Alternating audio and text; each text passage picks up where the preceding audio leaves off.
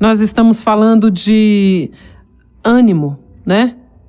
De força, de coragem. Começamos o culto e eu falava das conversas. As conversas que o cristão tem tido. Nós temos sido alimentados. Pessoas que não estão vigiando, né? Porque existe uma diferença entre você buscar informação e você se alimentar e ficar ali somente naquela tristeza que as notícias ruins têm causado. O povo de Deus, infelizmente, tem se comportado assim. E a gente sempre fala aqui na rádio, né? Você ouve o seu pastor falando na igreja, você ouve outras pregações, tem pessoas que têm, né, o costume de procurar pregadores que gostam para poder ouvir no YouTube, e não tem nada de errado nisso. Glória a Deus, né? Enquanto você se alimenta da palavra, o Senhor vai te fortalecendo. Mas a gente escuta palavras de ânimo que o Senhor tem nos dado.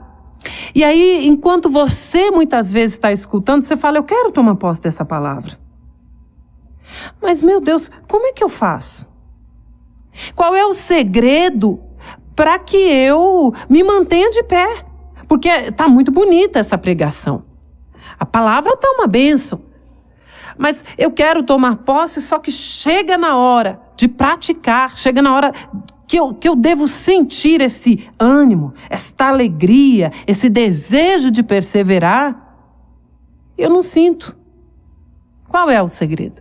O que eu devo fazer para ser essa pessoa perseverante, para ter fé, para saber usar a minha fé?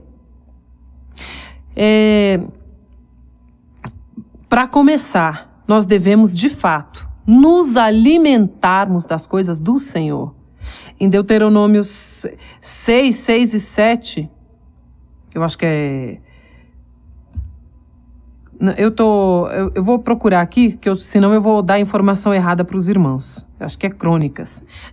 Que fala que nós devemos conversar sobre a palavra do Senhor. A palavra do Senhor deve ser constante nas nossas vidas. Então, nós devemos conversar ao nos levantar, ao deitarmos. Sempre devemos estar glorificando o nome do Senhor. E o Senhor, Ele nos dá missões. Quando a gente aceita o Senhor e começa a orar, a gente aprende a orar, né? Pedindo ao Senhor que nos use, pedindo ao Senhor, declarando ao Senhor aquele famoso eis-me aqui. Eu falo sempre sobre esse eis-me aqui, né? Que a gente diz para o Senhor, e quando Ele vai nos chamar e dizer, filho, você não disse eis-me aqui? Então chegou a hora de eu te usar. Chegou a hora de eu fazer algo através de você.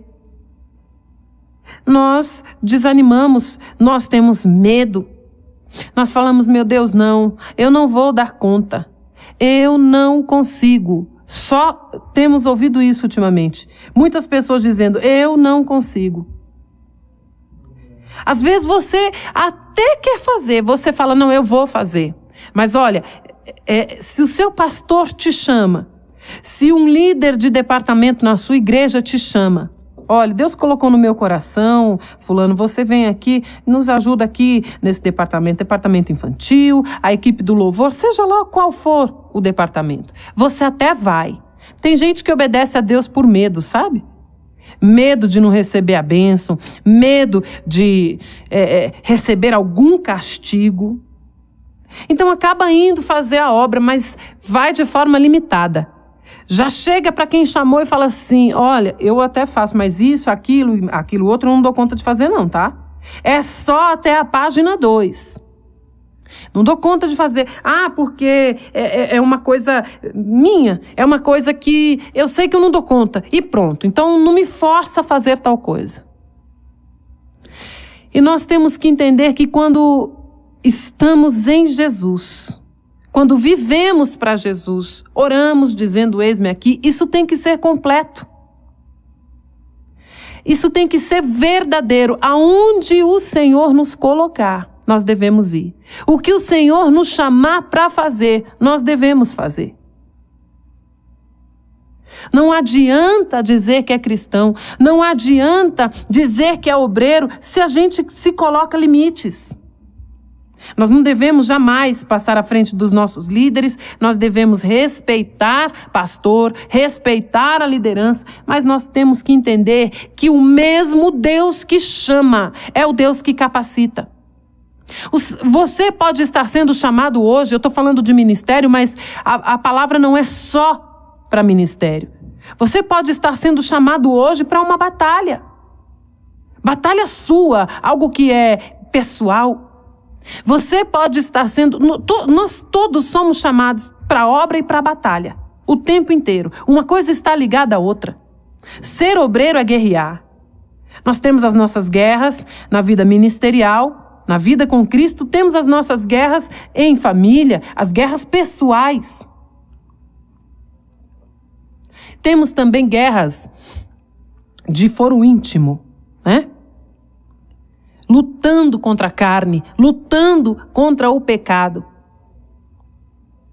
E em tudo isso, Deus nos orienta a termos bom ânimo.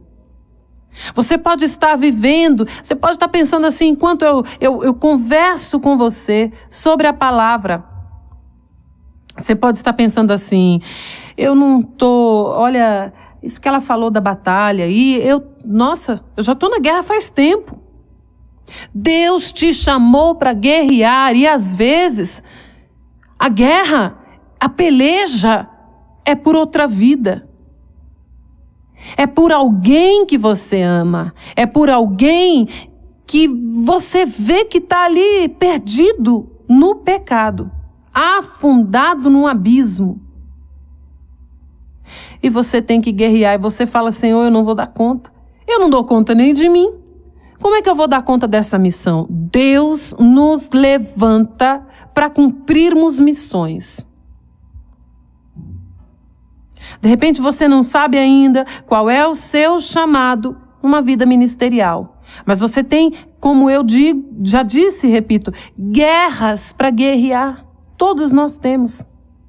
E a primeira reação de um cristão ao ver uma guerra à sua frente é desanimar, é se questionar e perguntar, meu Deus, será que eu vou dar conta?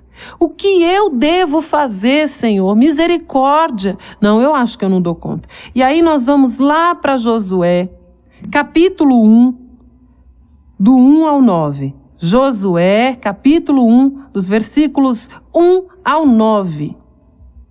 Quando Deus dá uma ordem, na minha Bíblia aqui, eu estou lendo na NVT, que é a nova versão transformadora. Então, o título do capítulo aqui é A Ordem de Deus a Josué. Essa história é muito conhecida, mas nós vamos ler, né? Pouco a pouco. Depois que Moisés, servo do Senhor, morreu, o Senhor disse a Josué, filho de Num, auxiliar de Moisés. 2. Meu servo Moisés está morto. Chegou a hora de você conduzir todo esse povo. Peraí, deixa eu aumentar o volume aqui. Chegou a hora de você conduzir todo esse povo, os israelitas, para atravessarem o rio Jordão e chegarem à terra que eu lhes dou. E entrar na terra que eu lhes dou. Josué era auxiliar de Moisés, e a história de Moisés é muito conhecida por todos nós. Josué viu o agir de Deus na vida de Moisés e através de Moisés. Josué era mais novo. Josué era como um discípulo de Moisés, né? Ele via ali Moisés. Eu falo discípulo de Moisés entre aspas, né? Porque todos nós somos discípulos do Senhor. Mas nós sempre temos ali pessoas nas quais nós nos espelhamos. E Josué se espelhava em Moisés. Josué esteve ali durante um tempo, lado a lado com Moisés.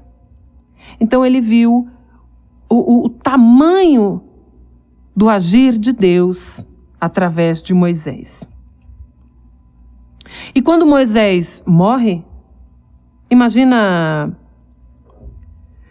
a tristeza, não é? Imagina a tristeza de Josué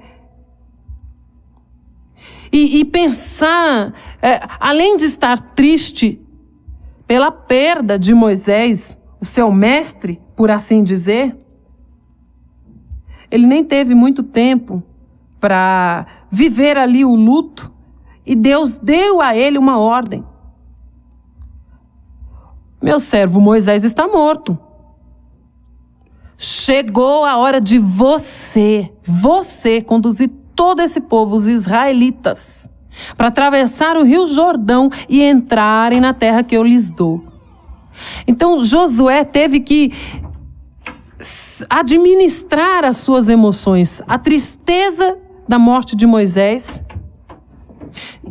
e sabendo que o sucessor de Moisés era ele. Imaginem, a gente faz conjecturas enquanto a gente está pregando. Imaginem os sentimentos de José. Eu? Senhor, eu? A gente faz isso, né? Mas, meu Deus, é comigo? Josué viveu um turbilhão de emoções, porque além, né, do luto pela morte de Moisés, ele recebe em seguida esta ordem do Senhor. Ele treme na base, como a gente costuma dizer. A gente faz conjecturas, né? Achando que Josué tremeu na base e fala: Senhor, mas eu não vou conseguir. Como assim? Eu não sou como Moisés. Além dele ter esse medo momentâneo, ele se comparou. Ele imaginou que todos o comparariam a Moisés e, em primeiro lugar, ele se comparou. Mas Moisés tinha mais experiência do que eu. Nós fazemos isso o tempo todo. Mas o fulano sabe mais do que eu. Meu pastor quer me colocar para fazer tal coisa, mas a fulana faz melhor do que eu. Fez há mais tempo do que eu, já tem mais experiência. Eu imagino que Josué pensou da mesma forma. E Deus, na sua infinita grandeza, na sua infinita sabedoria, e com o conhecimento que Ele tem de cada um de nós, porque Ele nos sonda, Ele esquadrinha, aleluia, os nossos pensamentos. Deus já foi dando a Josué, junto com esta ordem, a palavra de ânimo. Deus, nesses versículos todos, você vai lendo, acompanhando aí, você que pode, e se você estiver no trabalho, você leia depois.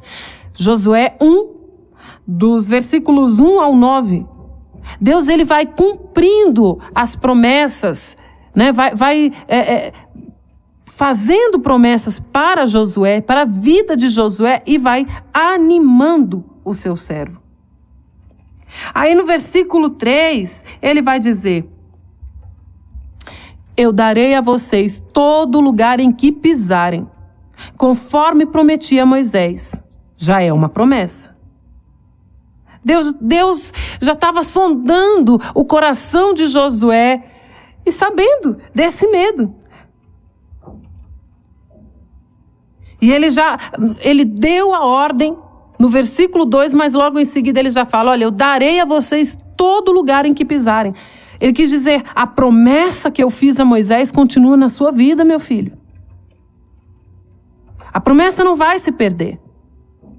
Deus sabia que Josué possivelmente estava fazendo comparações, estava achando que não ia dar conta, estava ali no momento que Deus o chamou com aquele pensamento de dúvida.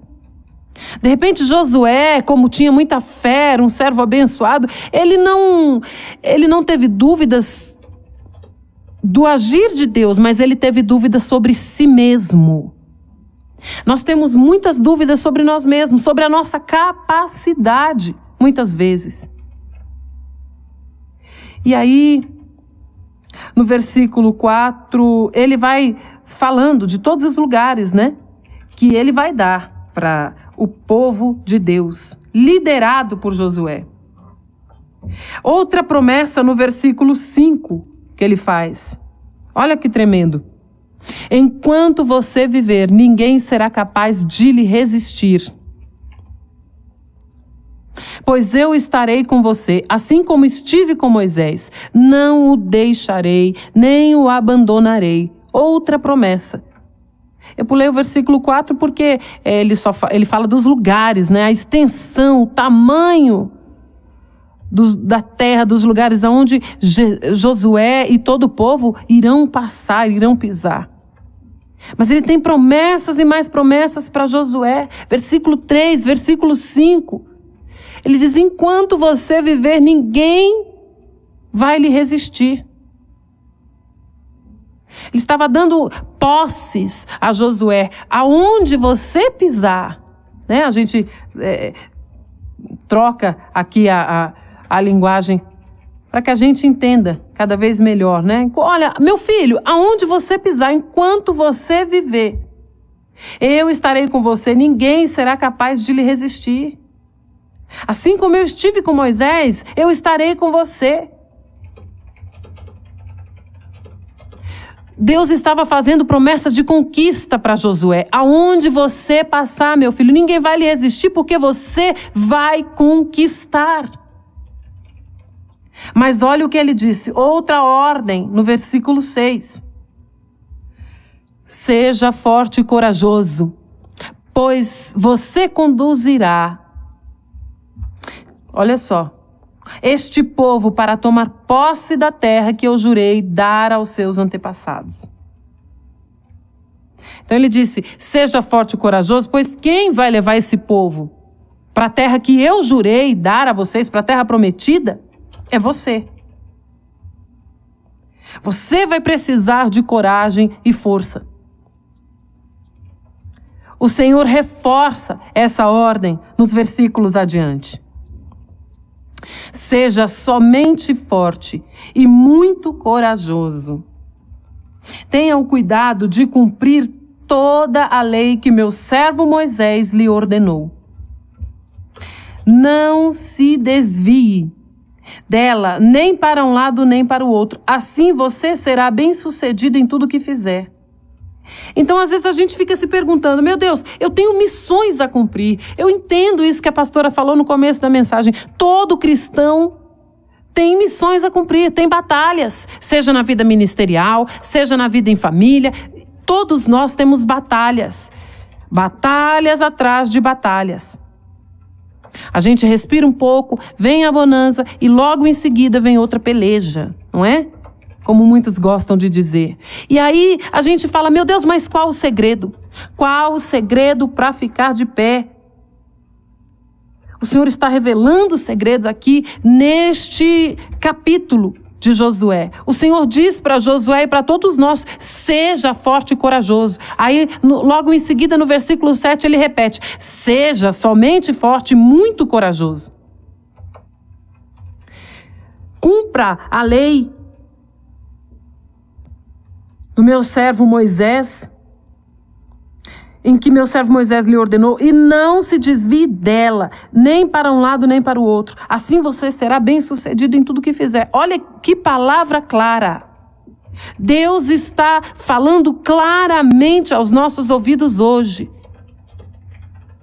Não se desvie da minha palavra. Não se desvie dos meus ensinamentos, nem para um lado nem para o outro. Não olhe para trás. Tem gente olhando para trás, se converteu, aceitou o Senhor, está vivendo com Ele, mas aí, quando chega a primeira luta, você olha para trás e fala, mas quando eu era ímpio, a minha vida não era assim. Parece que era tudo mais tranquilo. Tem cristão preso ao passado, comparando a sua vida de cristão com a vida do ímpio. O ímpio sofre menos. Senhor, por quê? Por que o ímpio sofre menos? Por que com ele não acontece isso? Por que o marido daquela mulher ali, que nem é ímpio, é uma bênção, e o meu, só misericórdia? Por que o filho do ímpio, meu Deus, é uma bênção? Olha, o jovenzinho ali, passou num concurso, já está com a vida ganha. E o meu, misericórdia, só dá trabalho. Essas comparações, que são até diabólicas, nos roubam o ânimo de batalhar. Nos roubam o ânimo de guerrear. Porque não tem como ser cristão se você não for guerreiro. Se você está com a vidinha muito calma, tendo aceitado Jesus, você está com a vidinha muito calma, está tudo muito tranquilo, sem nenhuma notícia ruim. Pastor, então peraí, para eu ser cristão de verdade, eu só tenho que receber notícia ruim? Não é isso que eu estou dizendo, mas a vida do cristão que está, aleluia, alinhado com Jesus, alinhado com a palavra, tem luta sim.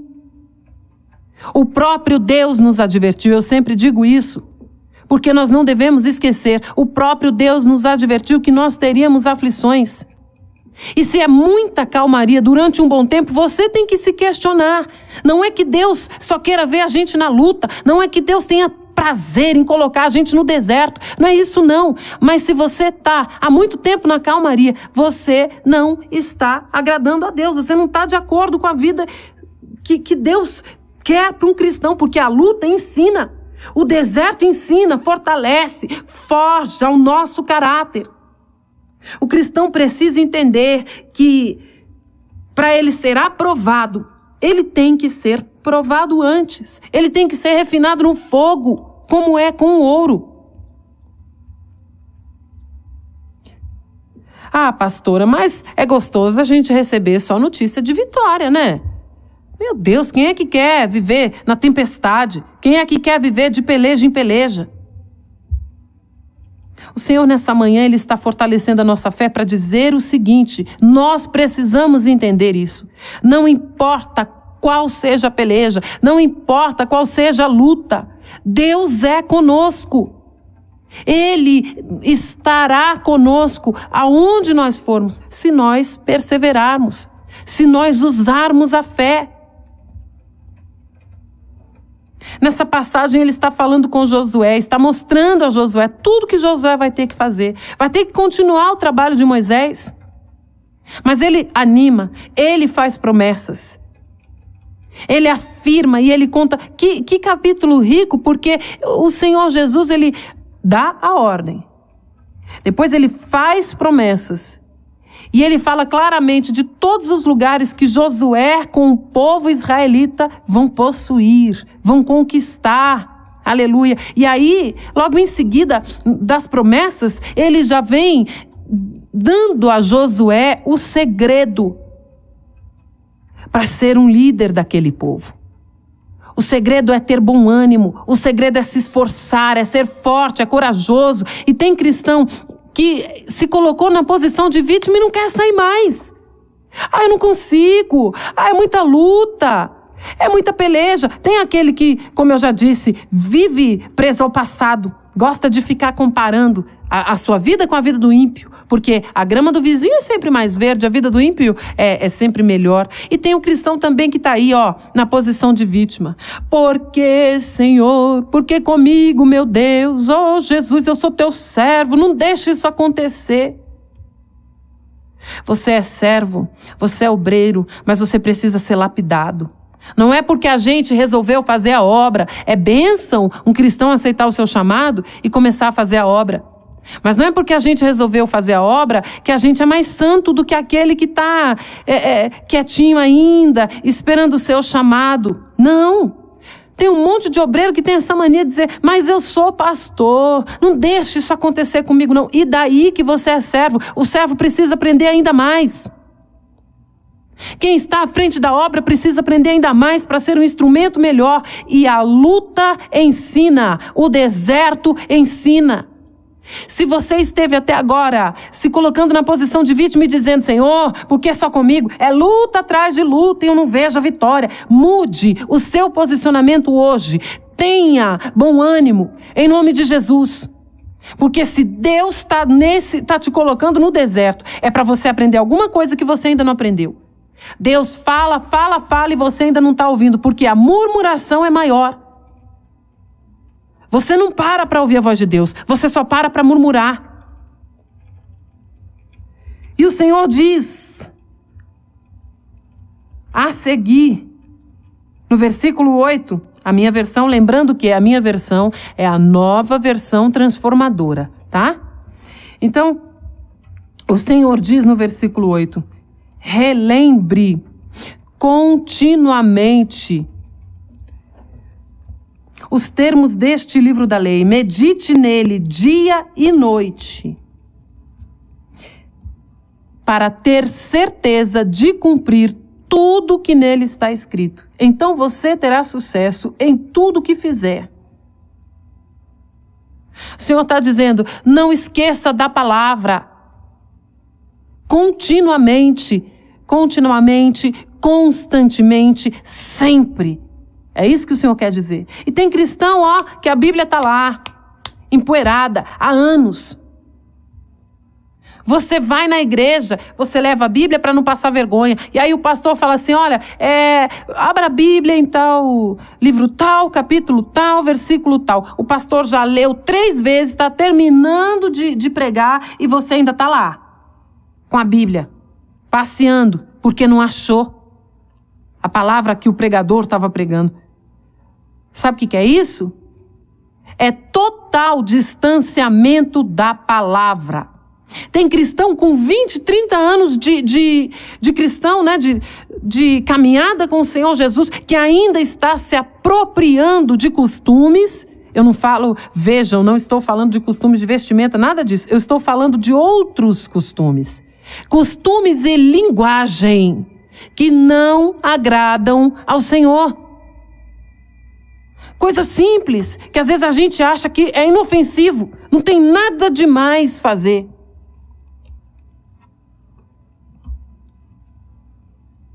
Tem cristão por aí que ao invés de compartilhar a palavra, ao invés de compartilhar um versículo bíblico, não, está compartilhando correntinha de simpatia de WhatsApp. Isso é o quê? É distanciamento da palavra. E infelizmente tem sido um costume no nosso meio. Olha, compartilha isso aqui, porque em 5 minutos algo novo vai acontecer. Se você não compartilhar, já compartilha logo uma simpatia, né? Uma macumba gospel e a maldição vem junto também na mensagem. Porque se você não compartilhar, também pode acontecer uma coisa ruim. Eu mesma já recebi várias dessas correntes malditas aí de WhatsApp de pessoa que eu sei que é cristã. Isso é distanciamento da palavra. Pastora, mas eu estou fraca, eu não estou conseguindo orar. Nós não estamos aqui para julgar a sua dor, para julgar a dificuldade em que você está vivendo. Quem somos nós para fazer isso? Mas se a gente perde a força, se a gente perde a coragem, é porque está olhando ou para a direita ou para a esquerda, como está escrito no versículo 7 aqui, onde Deus fala para Josué, não se desvie da lei, não se desvie dela, nem para a esquerda, nem para a direita. Você ir para a esquerda, para a direita, olhar para trás, é justamente isso. Você achar que a vida do ímpio é melhor. Às vezes tem cristão, eu conversava antes de começarmos o culto sobre isso. Tem cristão que não está olhando para a vida do ímpio, mas está olhando para a vida de um irmão de igreja, um irmão ali que ele conhece, que é próspero, porque medita na palavra noite e dia, porque cumpre a palavra, é fiel, é obediente ao Senhor, ora constantemente. Mas aquele cristão que está fraco, aquele cristão que está distante da palavra, ele olha para a vida do outro, que é próspero espiritualmente, e fala, Senhor, mas por que ele consegue tudo e eu não? A gente está no culto, todo domingo eu estou lá, ele também está, mas por que, pai? Porque olha ali, a vida dele só vai para frente e eu não. O que está acontecendo?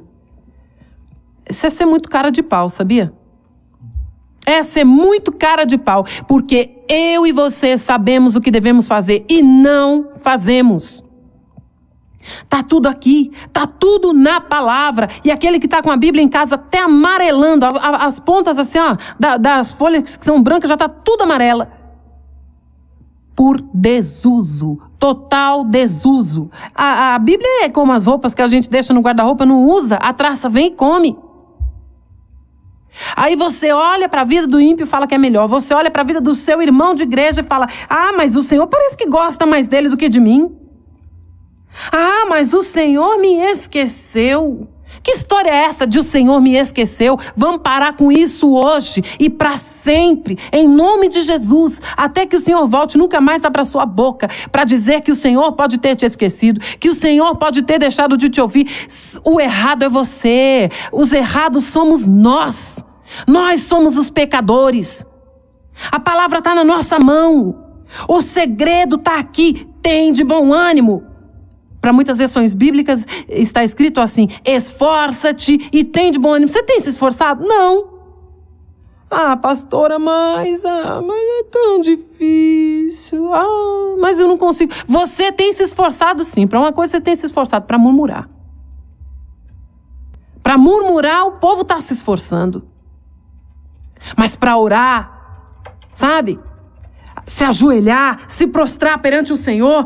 Pastora, mas você não conhece a minha vida, é muita dor. Você não disse que não vai julgar? Você está falando desse jeito, você está julgando. Eu não estou julgando ninguém, não. Deus conhece meu coração e eu falo da maneira que Ele me permite falar. Seja qual for o seu problema, você precisa entender que nada vai acontecer. Deus é soberano, não é, pastora? Deus é o Deus do impossível, não é, pastora? Então qual o impedimento dele agir na minha vida?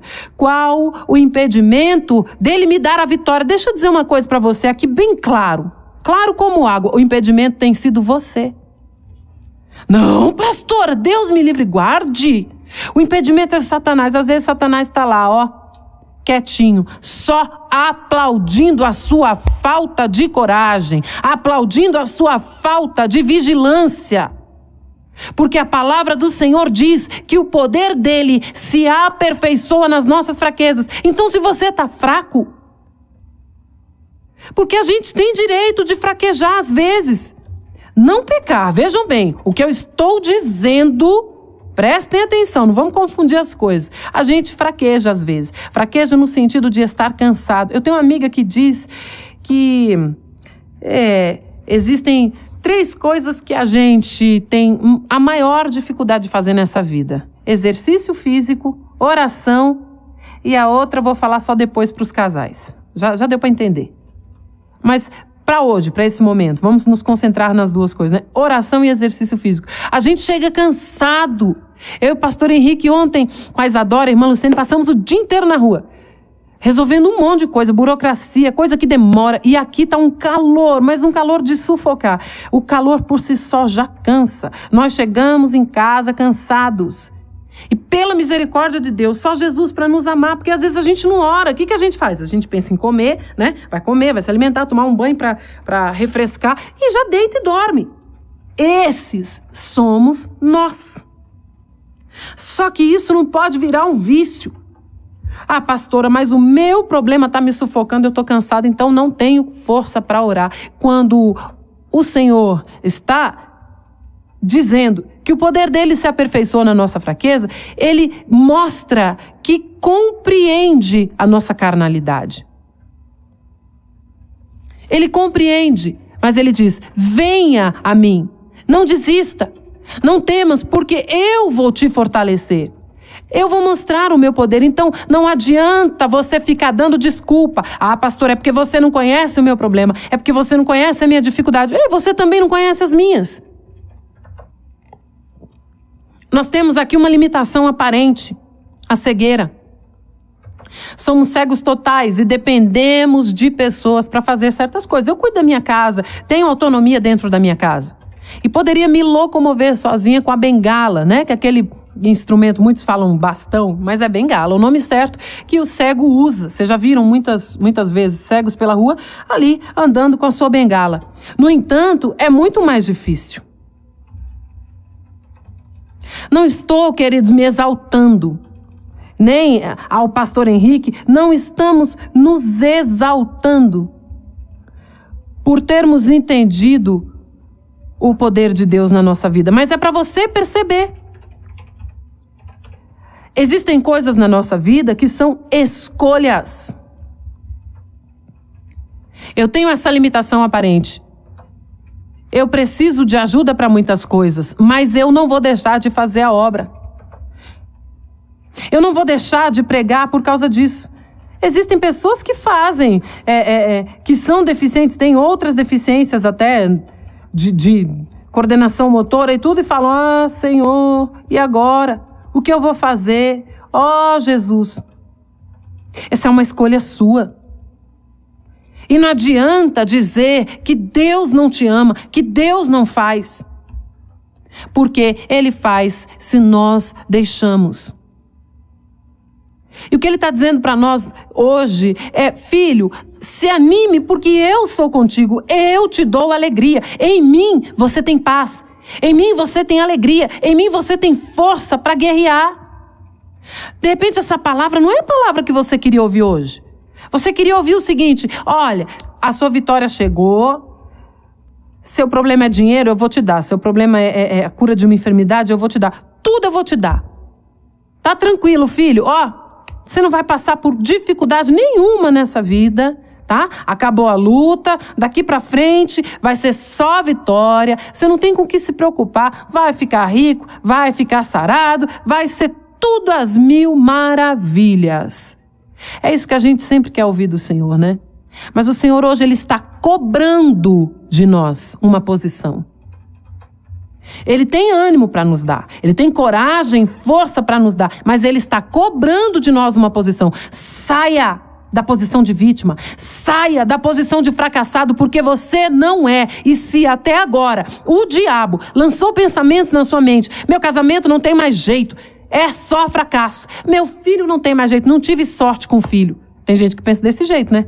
Fulano de tal, o filho dele é uma maravilha, teve sorte, mas eu não tive. Esse negócio, quando a gente fala de Deus, quando a gente fala da nossa vida com Jesus, não se trata de sorte. Se trata de ter fé e usar a fé. Ou tem ou não tem. Esse negócio de sorte não tem nada a ver com cristão, não. Ou você persevera, ou você não persevera. Não se entregue. Não se entregue às dificuldades, não se entregue às suas limitações. Se a limitação hoje é financeira, Deus vai prover. Se a limitação hoje, de repente você fala assim para mim: pastora, eu queria muito fazer a obra, eu queria muito aceitar meu chamado, mas eu não tenho saúde para isso. Sabe, a minha saúde é muito debilitada. Deus vai te curar. Deus vai te curar. Deus tem milagre para você, mas tende bom ânimo, esforça-te e tende bom ânimo. Josué, quando ele recebeu do Senhor essa palavra, ele tomou posse. E aí, a seguir, né, se você quiser, leia depois todo o livro de Josué. Eu me lembro da música da Léa Mendonça, que Josué orou e o sol parou, né? Josué tomou posse, teve força, teve coragem, aceitou a missão, não desistiu, ele perseverou e alcançou, chegou na terra prometida. E Deus frisa mais ainda, olha, no versículo 9. Esta é minha ordem, seja forte e corajoso, não tenha medo nem desanime, pois o Senhor teu Deus estará com você por onde quer que andares. O Senhor está frisando essa ordem para você não esquecer. É para você hoje. Nós somos o Josué que Deus está falando hoje. Seja forte em nome de Jesus, tenha coragem, não deixa o diabo te desanimar não, não deixa as adversidades te desanimarem não. Deus tem vitória para você, Deus tem cura, libertação em meio à sua parentela. Deus quer cuidar das suas causas, sejam elas quantas forem, porque Deus não tem poder limitado, Ele é o Deus do impossível. Ele faz várias coisas ao mesmo tempo. Enquanto Ele está aqui, nos socorrendo em Brasília, cuidando das nossas causas, Ele está aí na sua casa, Ele está aí no seu estado, aleluia. Aonde você está agora, Deus está entrando com providência, mas saia da posição de murmurador, saia da posição daquele que só fica preso ao passado, comparando a sua vida com a vida do ímpio. Para de olhar para a vida do seu irmão de igreja, que tem meditado na palavra do Senhor dia e noite. Para de desejar a vida dele, porque você pode ter a sua vitória. Deus tem um plano na vida do seu irmão, mas Deus tem um plano na sua vida também. Só que você precisa parar de ser o impedimento da sua própria vitória.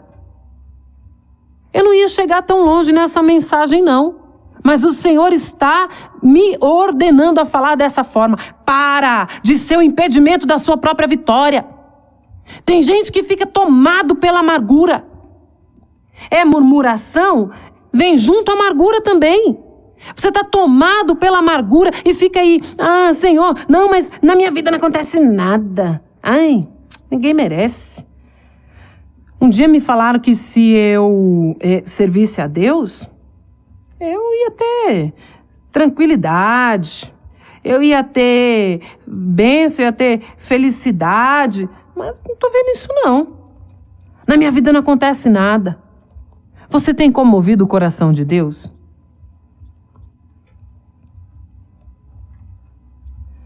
Você não faz nada, porque a nossa oração, o nosso quebrantamento de coração, comove o coração de Deus. E faz com que Ele abra as portas, as comportas do céu, para cada um de nós. Às vezes você não está fazendo nada. Só o que você sabe fazer é murmurar. Deus não se atém a sentimentos. Deus é muito maior do que qualquer coisa que a gente possa sentir, né? Mas você já viu uma pessoa que reclama? Todo lugar onde ela chega é reclamação. A gente cansa, não cansa? Quando você conhece alguém assim, que só sabe reclamar, você cansa. Você já pensou se Deus fosse cansar das nossas reclamações? Misericórdia.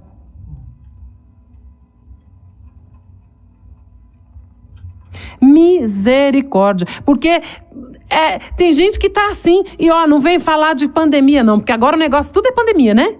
Agora tudo é pandemia. Ai, pastora, mas eu enfraqueci por causa dessa pandemia. Mentira. Muitos já andavam assim, frios, na UTI espiritual, antes de pandemia, por causa da falta do despertamento, sabe? Da falta de conhecimento da palavra. Deus está falando, Deus está despertando, e você muitas vezes não quer ouvir.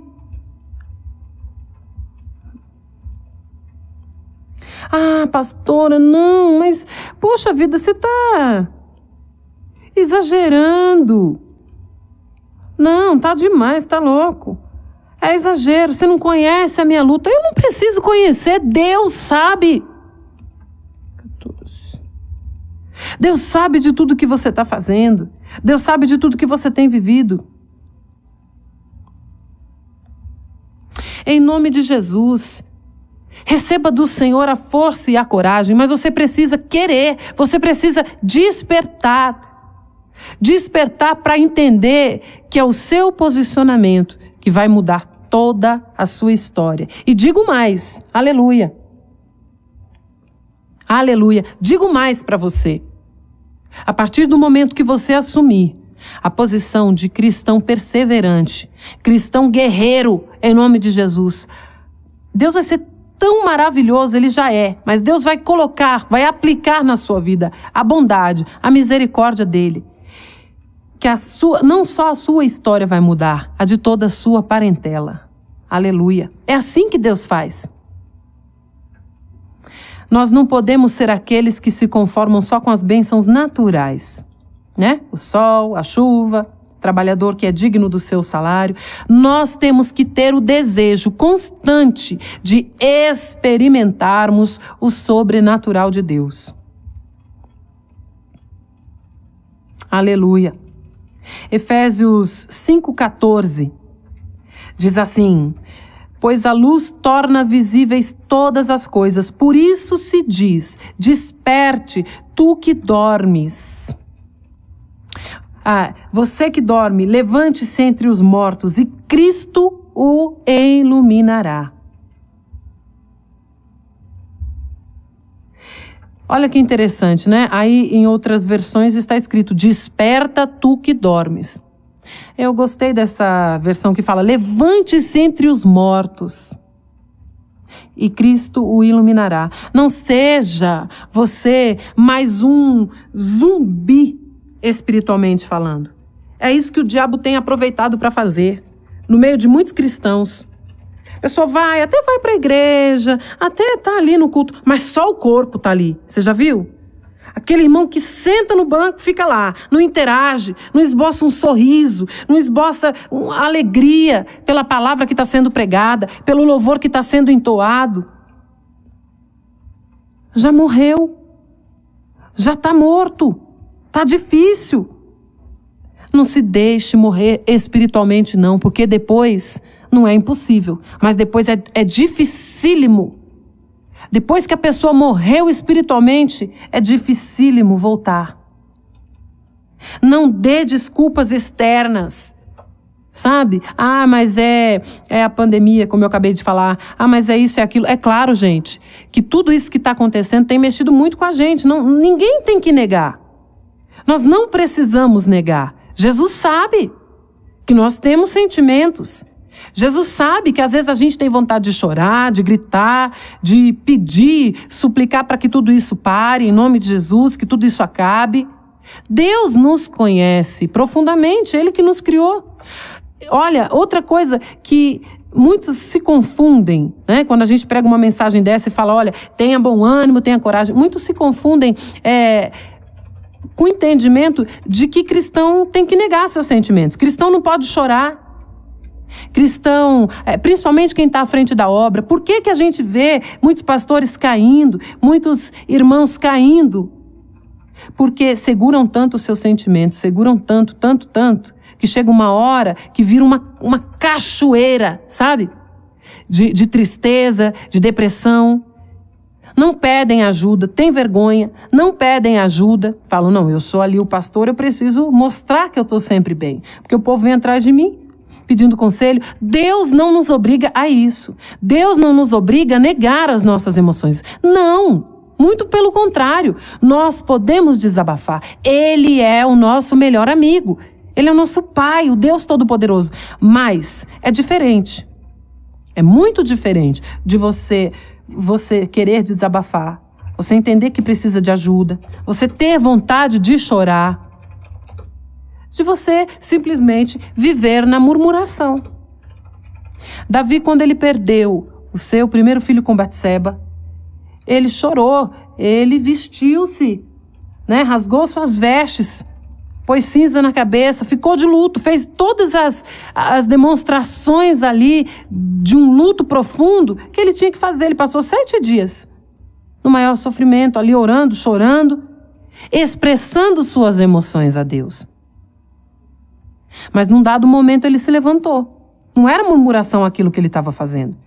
Ele estava simplesmente de luto. Mas ele se levantou e falou, opa, eu sou o rei. Perdi um filho, mas a vida tem que continuar. Eu tenho toda uma nação para governar. E é isso que o Senhor está fazendo com você hoje. É isso que o Senhor quer que eu e você façamos hoje. Nos levantemos diante do problema.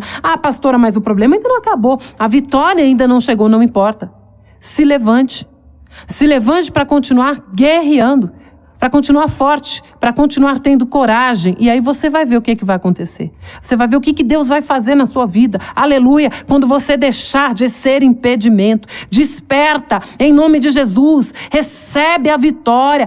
A vitória de hoje pode não ser o que você queria, mas a vitória de hoje é o que Deus quer te dar. E o que Deus quer nos dar é sempre o melhor para nós. A vitória para hoje, meus irmãos, é a coragem. É o ânimo que você estava precisando para continuar lutando. Recebe, em nome de Jesus. E aí sim você vai ter a vitória que você almeja. Em nome de Jesus. O Senhor fala conosco desta maneira no dia de hoje. Glória a Deus. Louvado e engrandecido seja o nome do Senhor. Recebe a palavra. Glória a Deus. Deus tem falado muito comigo a respeito de ânimo, a respeito de coragem, porque eu, queridos, comecei esse ano. Deus falou no final do ano passado que nós teríamos muito mais trabalho em 2021 e eu conversei com o Henrique falou, Glaucia, Deus também testificou isso ao meu coração. E aí, a gente lá em São Paulo, já viajando, e o nosso pastor mandando mensagem, chamando, né? Olha, pastor Henrique, eu quero que você faça isso, quero que a pastora Glaucia faça isso, e nos envolvendo em mais coisas na igreja. E o que eu fiz, queridos? Primeiro momento foi dizer, Henrique, mas a gente já tem tanta coisa para fazer. E agora, será que a gente vai dar conta? Meu Deus, a gente pensa dessa forma. Estou contando que eu agi assim, que eu pensei assim, para vocês perceberem que é com todo mundo que acontece. Ah, Senhor, e agora? Será que eu vou dar conta? Mas no mesmo momento a gente lembra, o Senhor vai me capacitar. Ele vai providenciar tudo que eu preciso para cuidar bem do meu marido, da minha filha. Ele vai fazer de tudo, tá na mão dele. Ele vai tomar conta de tudo. Eu só tenho que cumprir o eis-me aqui, né? Que um dia eu falei para Deus. Então, meu irmão, minha irmã, as armas que você precisa para guerrear, Deus vai te dar.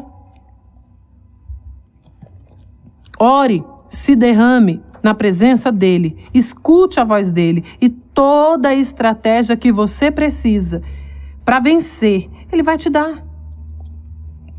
Em nome de Jesus. Amém? Amém. Graças a Deus. Que bênção, né? Palavra abençoada para as nossas vidas. Receba então o ânimo de Deus, né? Receba a força, receba a coragem, né? Deus te chama para a batalha, Deus te chama para o trabalho.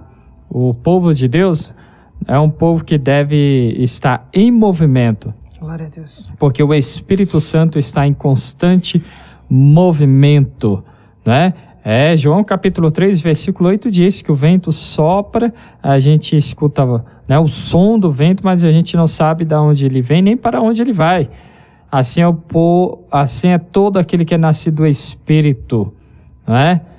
Glórias a Deus. Por que compara com o vento? Por que coloca o vento aí no versículo? Porque o vento está em movimento. E assim nós estamos quando estamos cheios do Espírito Santo. Então, com essa mensagem, receba o ânimo de Deus. Receba a coragem. Receba a força para exercer aquilo que Deus te chamou, né, para fazer aquilo que Deus te chamou para fazer. Vamos orar? Vamos agradecer ao Senhor.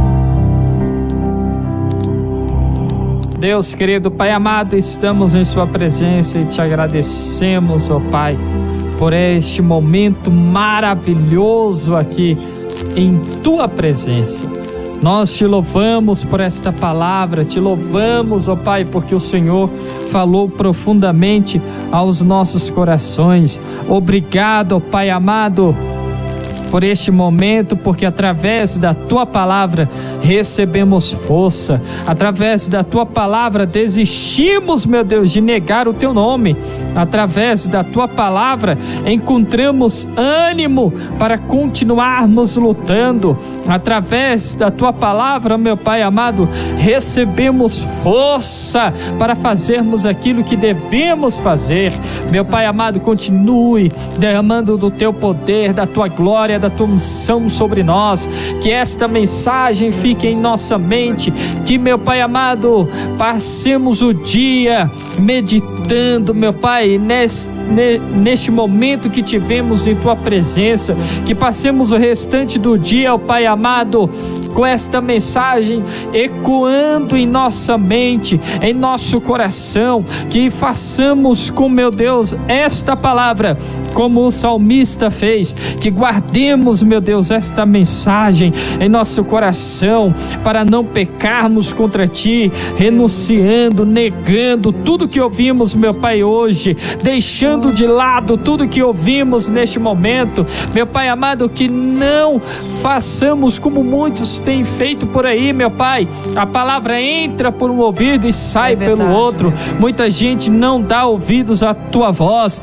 mas, meu Deus, estamos aqui orando, agradecemos, porque queremos, ó Pai, pôr em prática tudo que aprendemos hoje, em nome de Jesus, ó Pai. Então vai derramando o teu ânimo, vai derramando a coragem sobre o teu povo, ó Pai. É justamente isso, um ânimo, não é euforia, não é uma alegria passageira, não, é coragem, meu Pai amado, para amarmos, é coragem para trabalharmos, é coragem para evangelizarmos, é coragem para mantermos a nossa família, o nosso casamento, é coragem, meu Deus, para assumirmos o nosso ministério.